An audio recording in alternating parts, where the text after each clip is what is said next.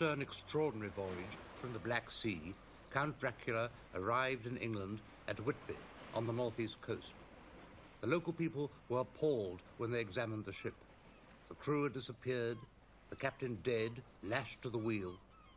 And then they saw the form of an immense dog, which leapt ashore and bounded up the cliff towards the churchyard at the top. And, of course, this was Dracula. I wonder if Count Dracula found this churchyard as odd as I do. This is, or at least it all began, as an investigation into the weird obsession of my great-uncle. For he was the man who wrote Dracula, Bram Stoker, probably one of the least-known authors of one of the best-known books. And not only into his obsession, but apparently ours. For in creating the great vampire Dracula, he seems to have struck a chord that vibrates even more strongly today.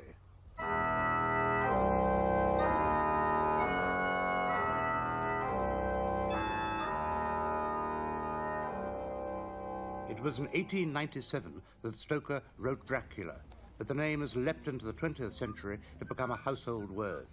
Today, the exploitation is even directed at children, with the temptation and delight of a Count Dracula ice lolly. Thank you very much. What does it exactly say on the lolly? Dracula's secrets, now deadly than ever, with blood red jelly. Do you know what his secret was? No. Any idea who Dracula was? Oh yeah, he was that man in the, what did he do now? Oh yeah, he used to get up at nightfall and he used to crawl round and bite people in the neck to keep him alive, and he had to get back in his coffin. That's right. By daybreak. What would happen to him at daybreak? If he wasn't in his coffin, he'd disintegrate. Ooh, not horrible. I think they're wrong. On a more serious and literary level, there's the Dracula Society, which invited me to dinner at Purfleet, Dracula's English home. But who would want to belong to such a society? And we've got no advertising. It's all been word of mouth. We just collected people. How many members have we got now? Well, close on 90 at the moment. And are they cranks? Growing? No, by no means. We have, I suppose, by and large, a fair cross-section of ordinary humanity. We have quite a lot of actors, writers, people in the media. We have a Catholic priest, and, you know, quite a good assortment of people. Haven't you got one crank?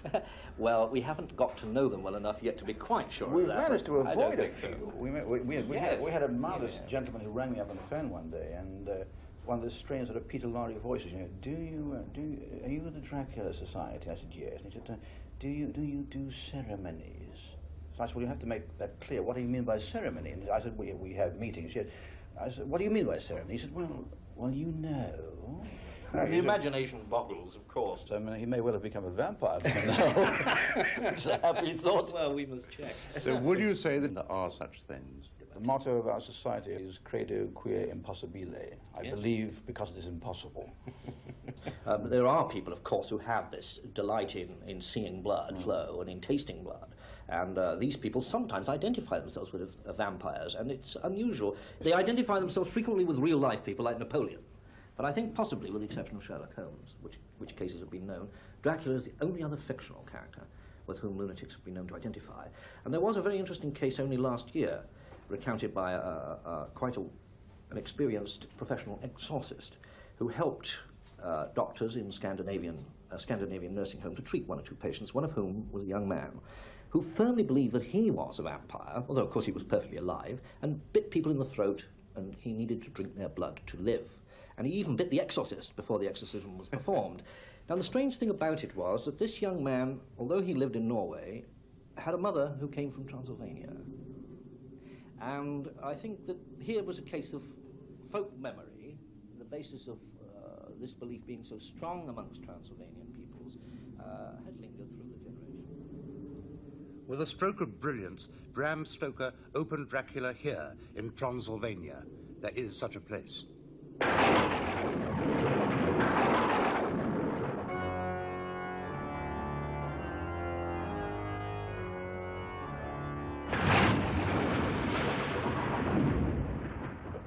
This part of northern Romania was and is the perfect setting. It was through this countryside that Jonathan Harker, a young solicitor, started his journey to Castle Dracula. He came to make arrangements for the Count's visit to England and was startled as he stepped into the coach to see the peasants cross themselves when they heard of his destination. He is happily unaware at this stage that Count Dracula, who appears so real, is one of the living dead, a vampire. Dormant during the day, the vampire rises from his coffin at night to suck the blood of the living, who then become vampires themselves. Can any superstition be so unconvincing or absurd? Yet people have believed this since the beginning of time all over the world. Stoker discovered that legends of vampirism were especially rife in this part of Eastern Europe. Ignorance, sheer remoteness, belief in undead spirits all helped to explain why vampirism seized the imagination. Yet, as Stoker learned from his research, many of the reports of vampirism were documented by local officials. This was not simply a peasant belief.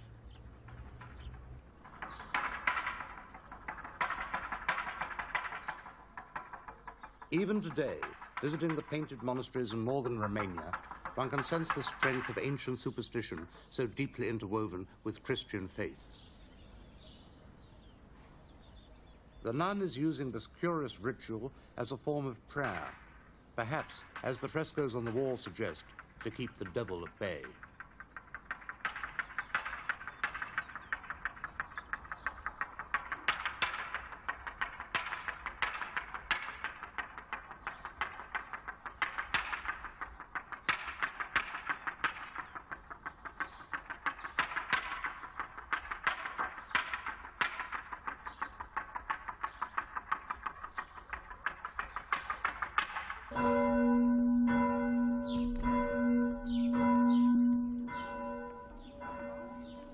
These peasants are still deeply religious.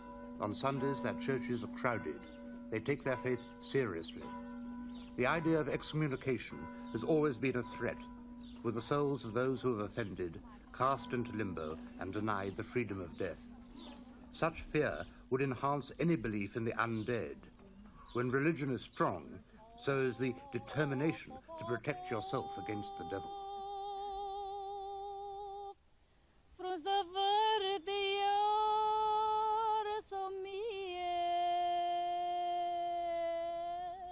It is easy to understand their agitation when an epidemic of vampirism swept across Eastern Europe in the middle of the 18th century. An historian of the time recorded, "We are told that dead men return from their tombs, are heard to speak, to walk about, to injure both men and animals whose blood they drain, finally causing their death. Nor can men deliver themselves unless they drive a sharp stake through these bodies, cut off the heads, tear out the hearts." He concluded, "It seems impossible not to subscribe to the belief that these apparitions do actually come forth from their graves."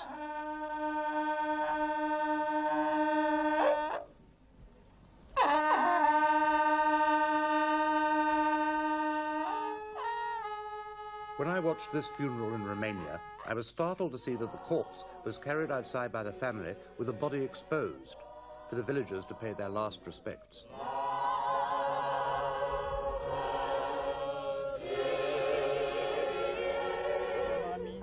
Care scosesc și șepte dracete, mergând a vestit celor ce fuseseră cu el, iar acela care nu va crede se va osândi. If by some chance the body should have appeared to be sleek with blood, how easy to believe that the man was an undead.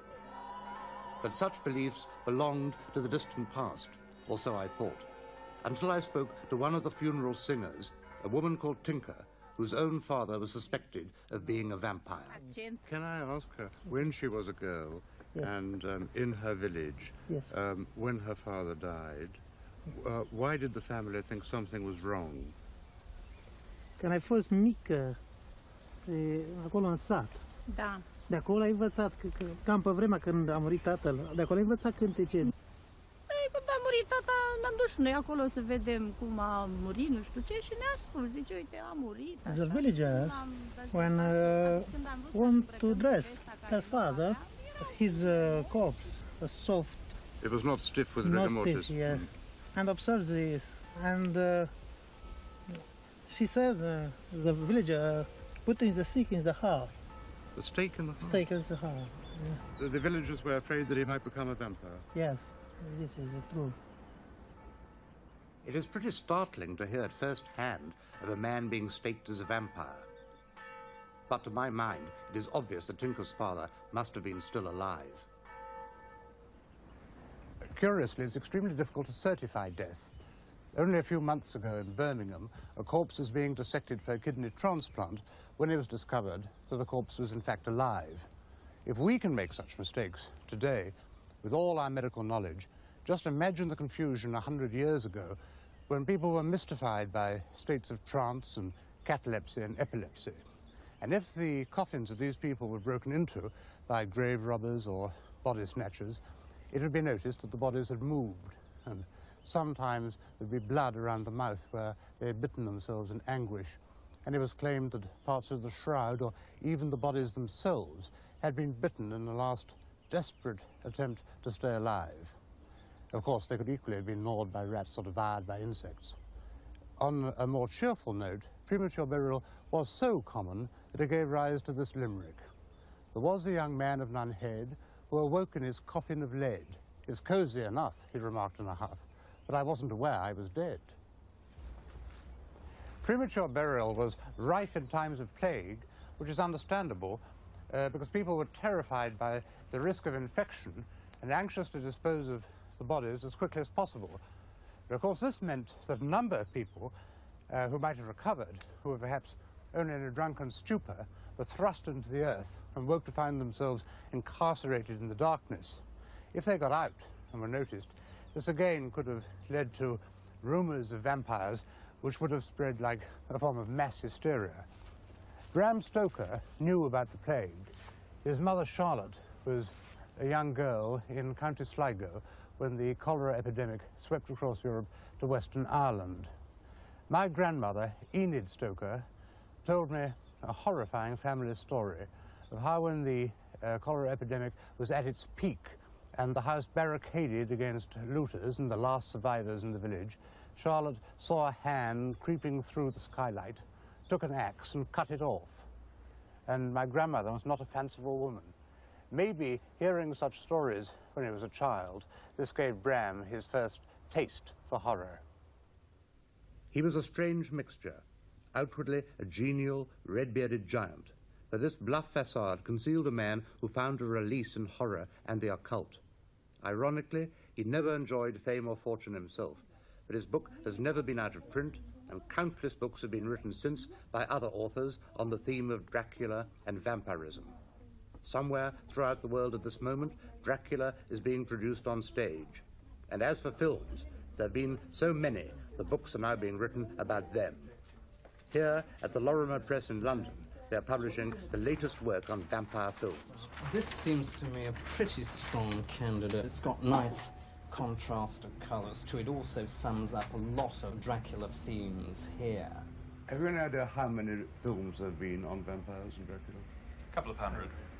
It's very hard to keep accurate documentation on this kind of thing because they stretch into the darker areas. There are the porno films, there are people's 8mm versions, there are the stuff made in Mexico and in Spain.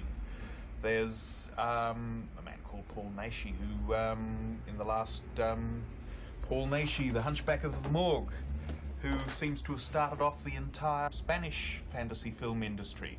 And he regularly plays a wolfman involved with fighting vampires. But Dracula's the star. I've just been to a convention of films, fantastic films in Paris, and at one stage they pulled out a film and put in a Mexican film, Santo versus the Treasure of Dracula. The moment the man said the word Dracula, there was this great ripple of applause running around the audience, and they started chanting, "Dracula, Dracula!" But I think the Dracula we have in film is still that of Stoker. Of course, he's undergone modification. He's had the whole business with the opera cloak and Kane and so on came in really with Lugosi and has continued with Christopher Lee. The head of Hammer Films is Michael Carreras. Well, that's our latest diversification, Dan. When you started, and in a way created the Dracula industry 20 years ago, did you have any concept of the sensational success it would be? It would be a terrible lie if I said yes. No, it really did. It was like a dam bursting. There was all over the world a complete readiness for that type of entertainment to be revitalized. And of course, coming back in colour, it just caused a sensation. To what extent did the recreation by Hammer of Count Dracula save the British film industry? Oh, I think to a large extent. Not only the Dracula films themselves, but the actual spin-offs from the idea of reviving horror has really, I think, been a great saviour for not only this company, but many, many other producers have jumped on the horror bandwagon. Do you find yourself that people are fascinated by the idea of horror because they find the present unacceptable? Well, that, of course, is one of the many theories. I think I subscribe to it to a great deal. I mean, here is an adrenaline excitement and a horror titillation, which in actual fact you don't carry with you into the streets after the experience in the cinema. The modern horror, which now I suppose you can call mainly social documents, I think far more frightening, and those are things that you do carry into the streets with you. And modern horror like Belfast? Yes. Are you proud of your industry? Very. But what gets them off the streets and into the cinema is not simply the horror, but the sexuality of the vampire. Though Stoker might have been unaware of it himself, the original novel is blatantly erotic, as Denham Elliott realized when he portrayed Dracula on television. To illustrate the sort of sexuality of the Dracula, particularly in the original, I'd like, if I may, to read a passage from the original book. This is one of Dracula's daughters attacking the hero. Lower and lower went her head, as the lips went below the range of my mouth and chin and seemed about to fasten on my throat. And she paused, and I could hear the churning sound of her tongue as it licked her teeth and lips. I could feel the hot breath on my neck. And the skin of my throat began to tingle, as one's flesh does when the hand that is to tickle it approaches nearer, nearer. I could feel the soft, shivering touch of the lips on the super-sensitive skin of my throat, and the hard dents of two sharp teeth just touching and pausing there. I closed my eyes in a languorous ecstasy and waited with beating heart.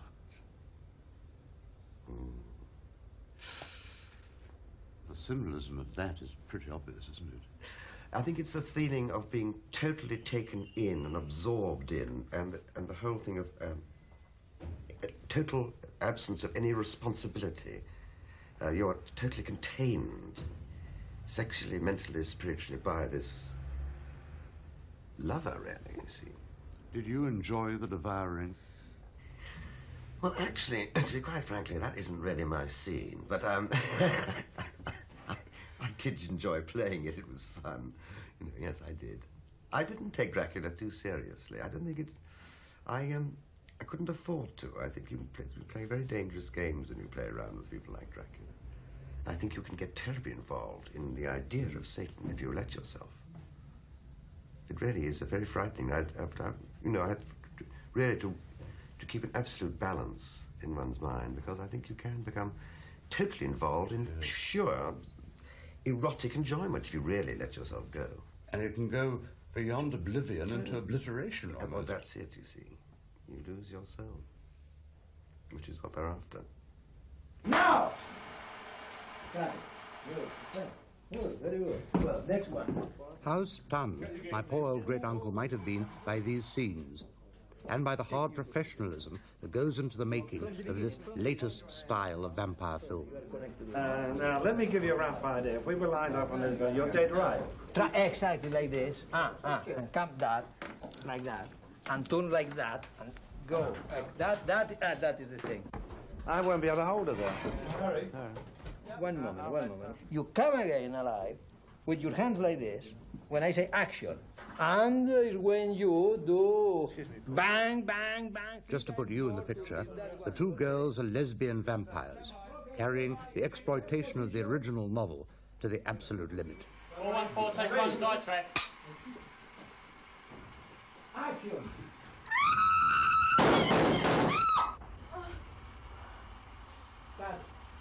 Very good. finished that with her in the foreground and her in the background. Good. It's good. Looks good. Oh yeah, with the way she rolled over in the background. Don't move an inch, you now. Still like that, all the time. Please. The latest to climb on the Dracula bandwagon are the travel agencies, encouraged by the Romanians, who have just discovered the immense tourist potential on their Transylvanian doorstep, the Dracula Package Tour. This brings the tourist following eagerly, hard on the footsteps of Stoker's hero, young Jonathan Harker.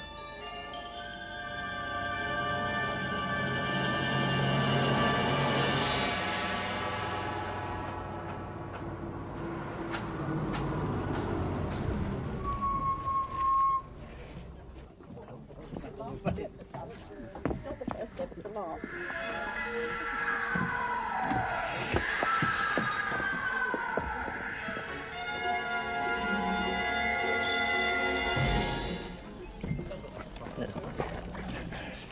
We've read bits of Dracula films. And I just lap those up. And when you saw the name Dracula mentioned in the tour, it that was in. Oh yes, yes, because there's so much fiction. I wanted to see if there was any fact behind it. Which of course there is. Of course there is. Yes, there must be a certain amount. Please, come on. That is the main entrance to the castle, lying on a 60 meters high rock. But the fact remains that Count Dracula is simply a figment of Stoker's imagination. This way, please. And this is simply a Romanian castle called Bran, which happens to be spookily appropriate.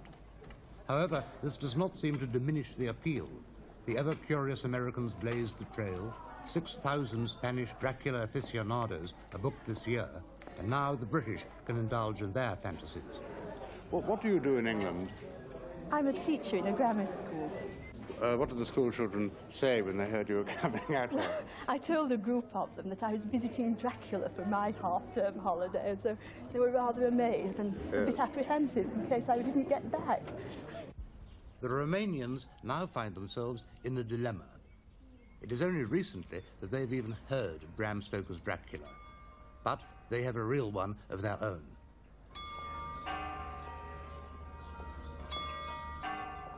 Vlad Dracul was born here in the old Saxon town of Sighisoara in 1431. He became the ruler of Wallachia, for there was no such country as Romania then, only the 3 states of Wallachia, Moldavia, and Transylvania. Though he was certainly bloodthirsty, Dracula was no vampire. He was a warrior, and after one of his battles against the Turks, the bells rang out as far as the island of Rhodes to celebrate the victory of Christendom. He made his capital here, in Târgu. He was a man of really exceptional cruelty, even for his own time. He was known as Vlad Țepeș, which means Vlad the Impaler, because of his habit of impaling his enemies on sharp, pointed stakes, which slowly split them apart, until after several hours or even days they died. And seldom can death have been so welcome.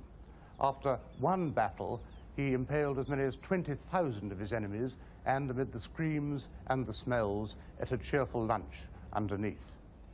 Here, in his castle at Târgu, when a visiting deputation of Turkish ambassadors failed to doff their turbans in his presence, he ordered that the turbans be nailed to their heads. He was cruel, but he had a certain style.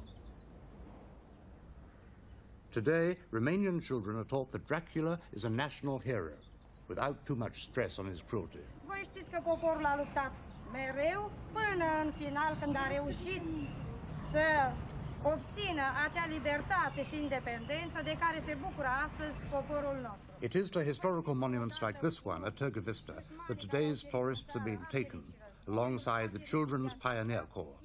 Nothing to do with Bram Stoker's Count Dracula at all.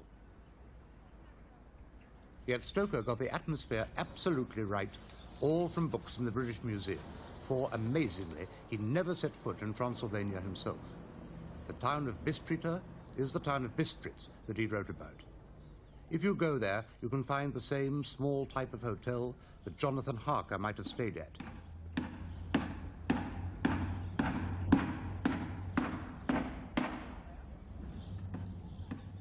and, incredibly enough, across the street, an undertaker's. It outstokers Stoker. Jonathan Harker travelled by coach through the Borgo Pass. It is there, and it is almost too good to be true, with lonely crosses and swirling mists.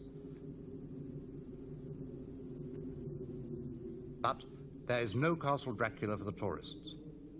The Romanians, in pursuit of hard currency, have come up with the answer. În cadrul acțiunii Dracula sunt cele 3 turnuri, așa cum scrie Bram Stoker în roman. Este o construcție în stil românesc. The Castle Dracula Hotel, a mixture of Disney and Diaghilev, with taped wolves howling as the tourists are driven through the pass, is to be opened hopefully in 1977. Meanwhile, Bran Castle will do. At least the tourists are there and the currency is starting to flow.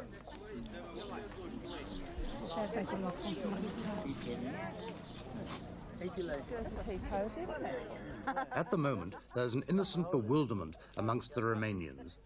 For their souvenirs, a bit behind the times, feature that other 20th century figure, Mickey Mouse. But Count Dracula is about to push him aside. The local plum brandy. Dracula, you know, DR8 there, it is all the way down the bottle there. 3-star too. Frankly, I'm slightly bewildered by this obsession with Dracula. It seems to be deeper than just an amusing gimmick. The infatuation with the idea of vampires, sucking of blood, and indeed perpetual life is peculiar, but perhaps it is a part of the general resurgence of interest in the occult, which is greater in Britain today than it has been for the last few hundred years.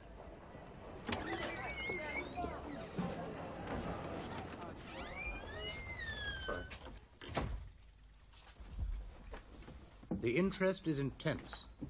One London bookshop concentrates entirely on the occult, science fiction, and the ramifications of the Dracula cult, catering to this insatiable appetite for horror, and also man's apparent need to believe in the inexplicable.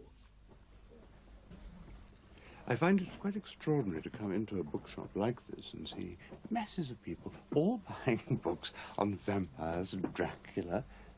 What one have you got? I've got In Search of Dracula. Why do you find the subject exciting? Well, I suppose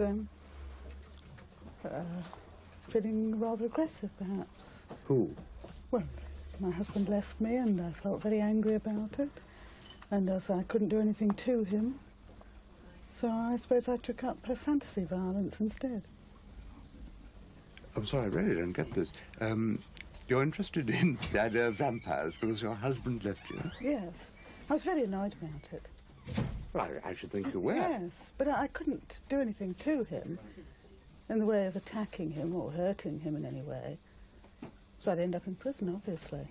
But who do you... So it's much safer to do it this way, isn't it, by fantasy? Who are you associating with? Well, Dracula or the victim, or...? Oh, Dracula. Not the victim. And you would like to, so to speak, in the books, devour your ex-husband? Not devour, exactly. I suppose just kill him rather nastily. Do you think that's healthy? No. Far more unhealthy is the current vandalism in cemeteries, breaking open graves and disturbing bodies. Mr. Law is the cemetery keeper at Highgate. I asked if there really were vampire hunters. Oh, yeah. Some couple of years ago, there's this person named Farrant. He supposed to have seen a vampire or something hovering over the top of a headstone. And then from them, we had nothing else but vampire hunters, smashing open tombs, sticking stakes through bodies, and all this nonsense. Did anyone describe this vampire that was seen? Well, he's supposed to have described it as a big, tall thing hovering 7 foot over the top of a headstone, and about 7 foot tall. Of course, he'd only probably seen things like this. We'd gone up the road, had a few pints of grog, and a couple of glass yard stuff. What do you think? Do you think it was all complete imagination? Oh, stupid. Nonsense. I worked here all night long. All day long, all night long. I've never seen nothing, so I mean, I don't see why they should see something. But there have been quite a few vampire hunters here, haven't there? Oh, yeah. How many altogether? Well, I couldn't tell you exactly how many. This time when they started this vampire business, in the evening time, there's all 100-odd people outside the gates when the cemetery's all closed. I mean, this is all privately owned, you see, so those gates are closed at 4 o'clock at this particular time. And they was all trying to climb over the walls, and one person said they see a horrible grey thing wriggling down the road, all this bloody nonsense, you know, and had to have the police to clear them all off out of it. This was ordinary, supposed to be educated people. 100 vampire hunters? Oh, yes. Ordinary people? Ordinary people. Ordinary people? Perhaps, but it is an extraordinary obsession. Last year, in this house in Stoke-on-Trent, a man was found dead in most extraordinary circumstances. I asked the coroner what these were. Well, the circumstances were these. It was reported to me as a sudden death of which the cause was unknown. And when I had the post-mortem done, the pathologist said he swallowed either a pickled onion or a clove of garlic, which I thought was rather unusual. But never mind, these things do happen. People do bolt their food and die.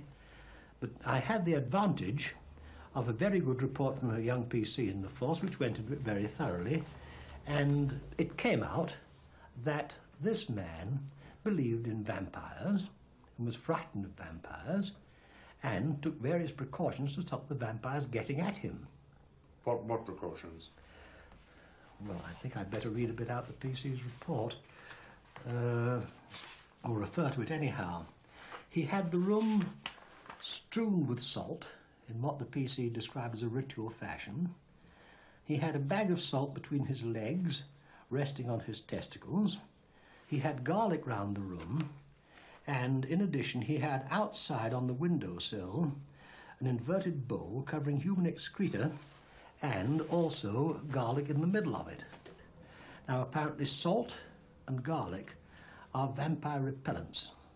He mixed salt with his urine in various containers, also outside with his excreta, garlic.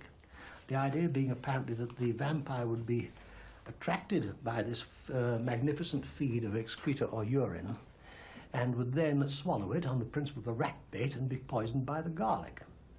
To make assurance doubly sure, he put this garlic into his mouth and unfortunately choked on it and died. Would you say that in fact the man was mad? No. Obsessed, perhaps. This man believed thoroughly that these vampires existed. This case sounds unique, yet incredibly, there are other cases of vampirism in Britain today, as I learned from the Reverend Neil Smith when I asked if he knew of specific instances. Oh, yes, more than one. I mean, one particularly strikes me is that of a woman who showed me the marks on her wrists, which appeared at night, and definitely where blood had been taken from her wrists at night, and the marks were there in the morning. And there's no apparent reason why this should have occurred. What sort of marks? Well, marks almost like that of an animal. I mean, like a scratching. But couldn't she have done this herself? Well, she's a married woman, and there's no evidence from her husband or otherwise that such things did occur in the night. And she came to you for help? She came to me for help, but she felt that her blood was being sucked. And did you perform an exorcism on her? Yes, I did. And what happened? And these marks cleared up. How recently was this? Oh, not very long ago. It was a matter of months. Do you know of other examples when there was physical evidence? Yes, there was a man from South America who had a similar phenomenon at night, and the blood had been sucked from him and the marks were on him, and he showed me the marks. And again, after the exorcism, they disappeared. Were they marks of biting, or...? Yes, again, like this sort of strange little phenomenon like an animal. As if an animal had, sucked away his blood and attacked him at night. You don't think he just had an extremely exciting sexual night somewhere? No, I think that, he was sufficiently intelligent to reckon that this was abnormal. But surely any sane person would regard the idea of vampirism as absurd. No, I wouldn't think so, because I think I've found that people in dealing with exorcism, it's the more intelligent people, I would think, who would accept such ideas more easily than the less intelligent, because they would be more open-minded regarding well, spirits and forces outside themselves. And you would categorically say that there is, in fact, then an evil force of energy around us, and that this could attack you or me, perhaps not you, but anyone, any ordinary person in the street? Oh, yes, it could to me as well. I mean, I'm in danger and doing exorcism, that the thing could come on to me. I mean, I admit this. And I believe that the devil has his agents, and these are the demons all around the place. And are we all vulnerable? I can't think that people could say that they are never vulnerable. I think it's a dangerous idea, because it may be just when they're saying that something may attack them. It is just this dabbling with the occult that so many people regard as dangerous. Recently, it has assumed the scale of an epidemic, especially in our cities. In the reassuring setting of a vicarage in Hull, I spoke to the Reverend Willis. He is a family man with both feet firmly on the ground, but he is seriously worried by today's fascination with the Ouija board, seances, and witches' covens. He believes that this presents the church with a real problem.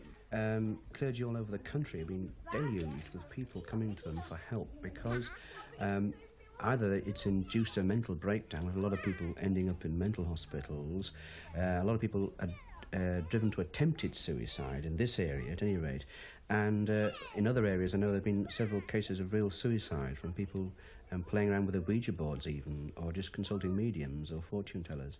Have you yourself ever had real evidence that makes you believe in the devil?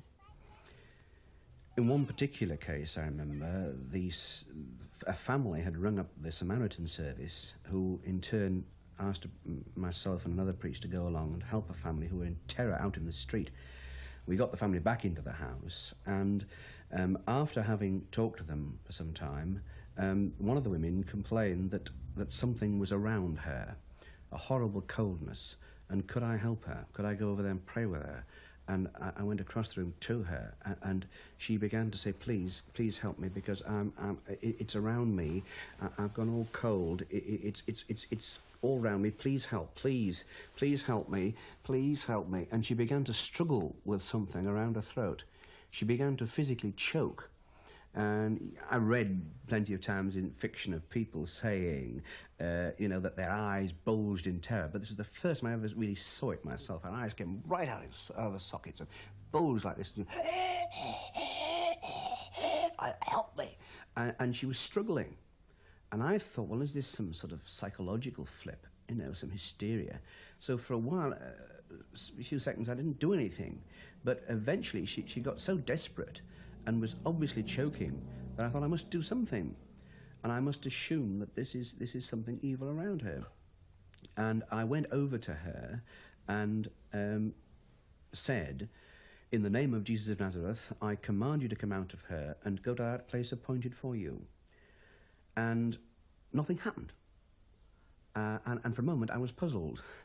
But then I remember reading that sometimes people involved in exorcisms have a big struggle. So I kept on with this same command, on and on, several times, over perhaps 10 or 15 seconds, which is quite a long time, really. And eventually, she collapsed on the floor. We took a glass of water to her and brought her around, but for a quarter of an hour, she wouldn't talk about it. She just couldn't talk about it. She was so frightened. But eventually we said, well, what happened? And she said, something just completely took over me. I felt as though I was being pushed out of myself. I'm convinced I would have died if you hadn't begun to do something. And she said, I heard your voice in the dim distance praying. And gradually, she said, I seemed to come back into myself. And I said, well, what did you actually see or feel? And she said, the only thing I saw was a face which looked like a doll with staring eyes, absolutely hypnotizing me. I just couldn't take my eyes off it. And then I blacked out. Well, I prayed with her, prayed with the family. We eventually went and blessed the whole house. And after some time, they said, we feel completely at peace now. whatever it is has gone. I returned home and creeping upstairs with my shoes in my hand, found my wife wide awake, sat up in bed saying, "Phew, thank goodness you're back." I said, "Why, what's the matter?" She said, "I've had the most terrible nightmare of my life." And I said, "Well, what was the matter?" She said, "Well, it was only a dream, but she said, I felt there was something evil in the house attacking myself and the children." She said, "In my dream, I met it in the sitting room. I went downstairs and met it in the sitting room and got hold of it and smashed it in the name of the Trinity against the wall, and a blue liquid came out. When I woke up," she said, "I was so scared by it, and I went round and prayed with all the children and have been awake ever since." So I said, "Well, what was it that you broke? What was it you saw?" And she said, "Well, it was something horrible and evil, like a doll." God. So something, however you view it, happened, passed between the two houses. My wife didn't know. She knew I'd been called out on something, but she knew nothing of the circumstances we'd been dealing with. Somehow something flashed between the two houses, whether it was some telepathic vision of some kind, or whether it was evil hitting back at my family, of course, is open to controversy. You don't think that possibly, because you are a member of the church and in a way associated with the devil and with evil, that you could induce this yourself? I don't think so, because you see that the problem was there before I was ever called in. Yes. You know, I didn't go around and give them the idea that there could be some sort of possession.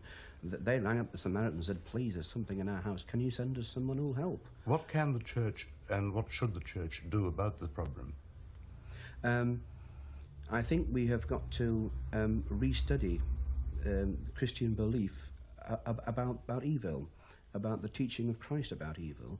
After all, Christ gave 3 commands to the church: preach the gospel, heal the sick, and cast out evil. And we've rather neglected the casting out of evil.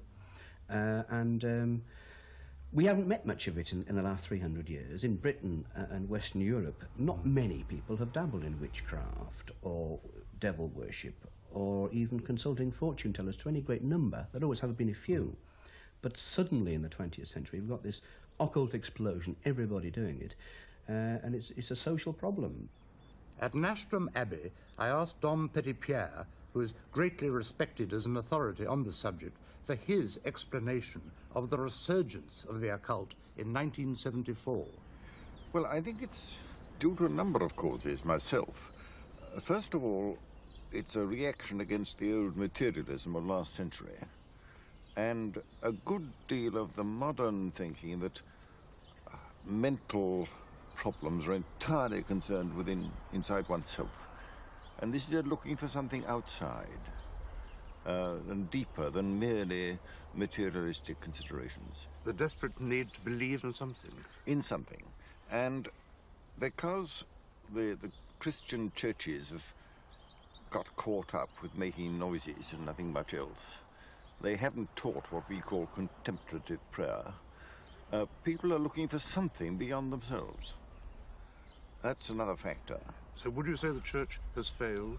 Yes, I think so. I think it's kept up a sort of 19th, 18th and 19th century idea that everybody is a Christian and knows their stuff. And of course it isn't true now.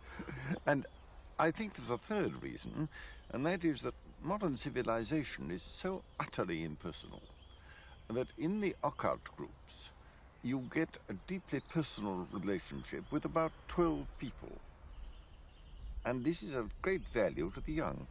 Why should man want to embrace the devil and evil?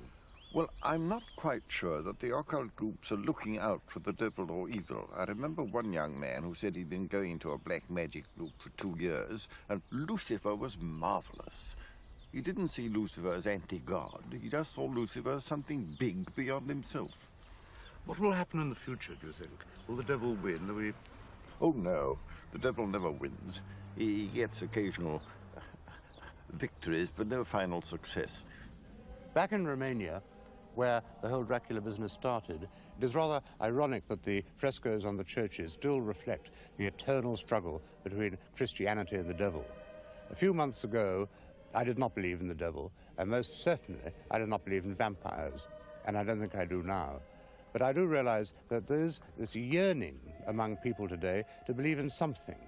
as they see the cities destroyed around them, the landscape scarred, all in the pursuit of material gain, there's this ache for something better and less artificial, a return to more spiritual values, be it a less soulless way of life, even if that means the occult. But this is a subject that defies any neat conclusion.